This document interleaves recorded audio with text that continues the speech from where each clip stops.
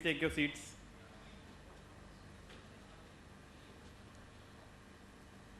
So I'm starting with the topic valuation in Indian regulatory environment.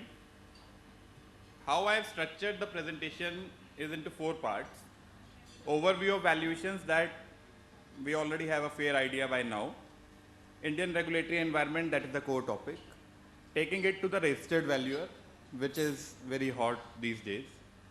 And then some of the tricky issues, when I was also sitting, there were certain questions that were coming, how to do this valuation, how to do that valuation. So I would like any of the questions, if you can just ask, we'll try to address that. I'm starting from the overview of valuation.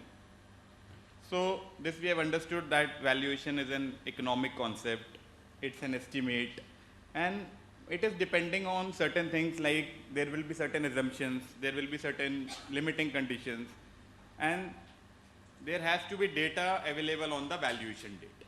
So these all bold points play a very crucial role in determining the valuation of any entity, any business. If you go through this slide, then valuation and the business and the country follow the law of economics. So there were questions that when we are making projections, then can it be 10, 20, 30, 40, 50? Or it has to be 10, 20, 30. We have to see the industry, like sugar industry, you take an example. It operates for a part of the year. So such kind of scenario is not possible. Second thing, apart from industry, is that what is the stage of the business?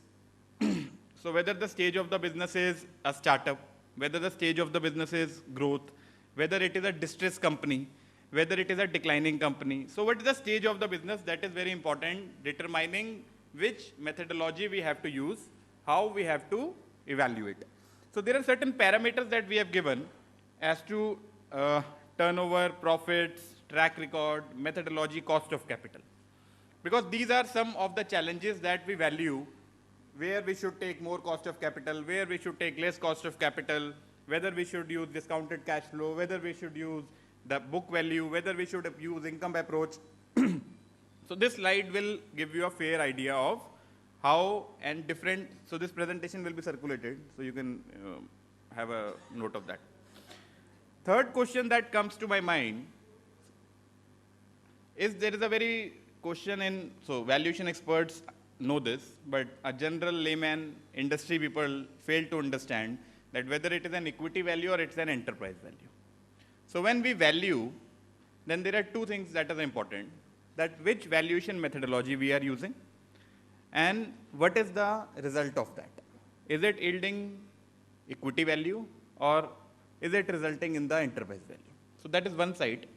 If we see the right hand side, value of business, another question that is important is that how to value intangibles. So there were certain discussions that was taking place, but the answer to that is important is that whatever is the business valuation, intangibles is a part of that valuation. So there are clients which say that you have done a net asset value or you have done a discounted cash flow, so that is my business value. But I have my distribution network, I have my brand, I have my HR, how to value that? So you add on a value to the value you have derived using a suitable method.